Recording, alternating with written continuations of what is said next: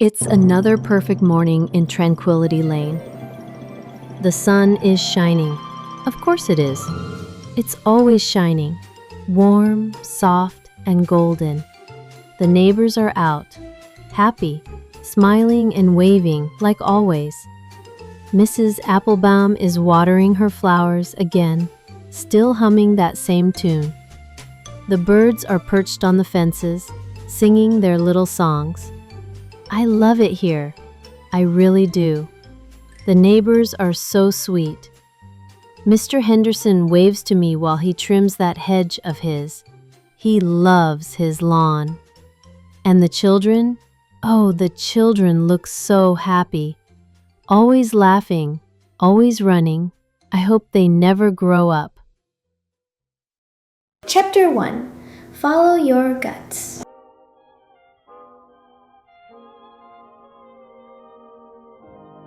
I see my son Jimmy out there, right now. He's laughing with Betty in the middle of the road. No cars ever come down that road. It's so safe here, we let our kids run free without a care in the world. Jimmy's so full of life. Hair bouncing, cheeks red, laughing like he's never known a worry. And Betty? That funny little girl, skipping like she owns the world. I know Jimmy complained about her playing pranks on him. I think she just has a little crush on my son.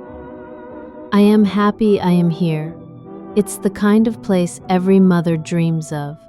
Betty's coming up the walk now. She has a letter in her hand. That's strange. My Jimmy was just playing with her. Wait, he's gone. Where did he go? He was just there. Betty hands me the letter. Says it's from my son. Says he's gone to military school. Military school? No warning, no goodbye, no hug. He was just here. Betty smiles like it's the most normal thing in the world, like I'm the one being silly. It says he loves me, says he'll be back in 8 months. 8 months! Maybe this is another one of Betty's pranks. Well, if it is, it's not funny. I told Betty if this was a joke, she better knock it off. She started to cry. She said she didn't know Jimmy had left, that she just handed me the letter that was in my mailbox. Chapter 2. Down the Rabbit Hole. I told her I was sorry, but she shouldn't go through other people's mail. I asked Mrs. Applebaum if she had heard about this military school. She said no and comforted me. Says to live in the moment and time will fly by. So my son just went to military school. No goodbye. No warning, he just left. But Mrs. Applebaum is right. I'll live in the moment and before I know it, 8 months will pass and Jimmy will be back home playing outside. I look at the clock on my wall. It's 12:30. Okay, I'll wait. I'll mark it on the calendar. I'll count the days. I'll check the mail. I'll keep the house nice. I'll wait. After I finished cleaning the house, I came back outside. The children are still playing, and Mr. Henderson is still trimming his hedges. Mrs. Applebaum is watering her flowers again, still humming that same tune. I feel so anxious, I just want this day to end. I guess I still have some chores I can do to pass the time. I come back outside after doing my chores. The children are still playing, and Mr. Henderson is still trimming his hedges. Mrs. Applebaum is watering her flowers again, still humming that same tune. Is it all in my head? I know I should be living in the moment, but it feels as though this moment is lasting forever. I look at the clock and it's 1:45. The day isn't ending. So I start counting, every 60 seconds, out loud, every second, again and again. The clock still says 1:45. I stare at the clock and count to half an hour. Time is passing, the clock is moving. Okay, maybe I'm not going crazy. I was really going mad for a moment. How embarrassing. I make some tea. I come back and couldn't believe my eyes. The clock says 1:45, so I continue counting every 60 seconds, out loud, every second, again and again. I don't trust the clock. They reset when I'm not looking. I don't trust the sun. The shadows never move. But I trust my breath, my voice, my counting, so I count, and I write it down. 1 line per minute. I must not lose track. If I lose track, I'll miss him. Chapter 3, 8 days later. It's been 8 days since I started counting, I think. 8 days, 60 seconds at a time. I can't sleep, not really. I lie in bed, but I keep whispering numbers. Except there is no dark. There's only more daylight. I asked Mrs. Applebaum about Betty. She said, Happy Betty's laughter filled her with joy. I ask where Betty lives. She smiles. Tranquility Lane. I ask who her parents are, and she has a blank stare. I ask about my son. She blinks at me like I spoke in tongues. Where is Jimmy? Was there ever a school? Was there even a letter? Where is Jimmy? But what if Betty did something to him? Chapter 4, 8 months later. It's been 8 months now. 8 months of counting. 8 months of fake sunshine and fake flowers and fake smiles. 60 seconds at a time. 24 hours a day. Over and over. I counted. I wrote it all down. I filled the walls. I've done the math.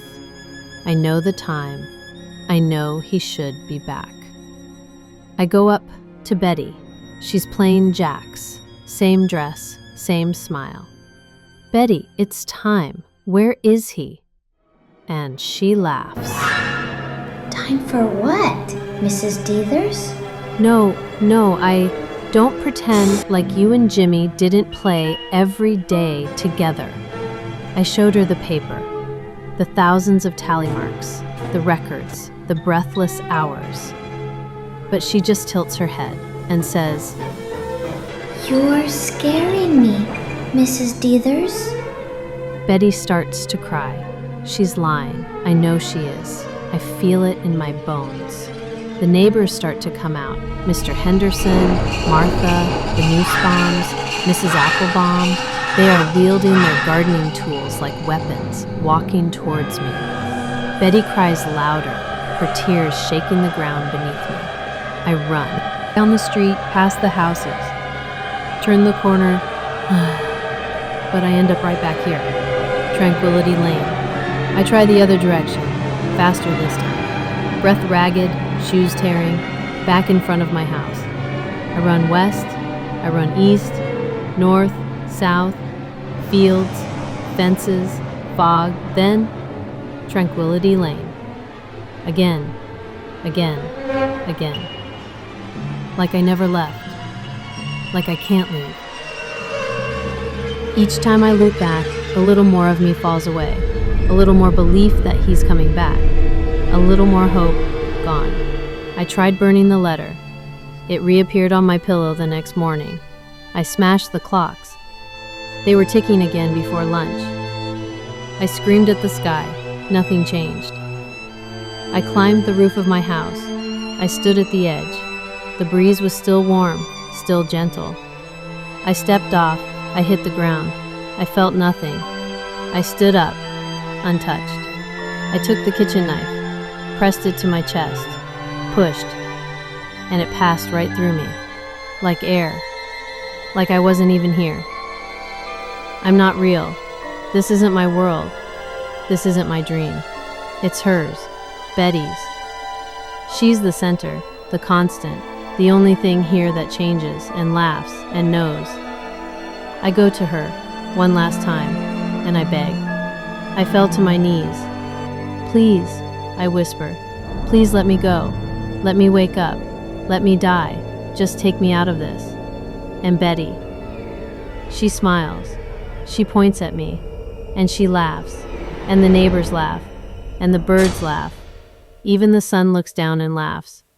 I look around, and they're all laughing at me. The whole neighborhood points and laughs. This game really made my day.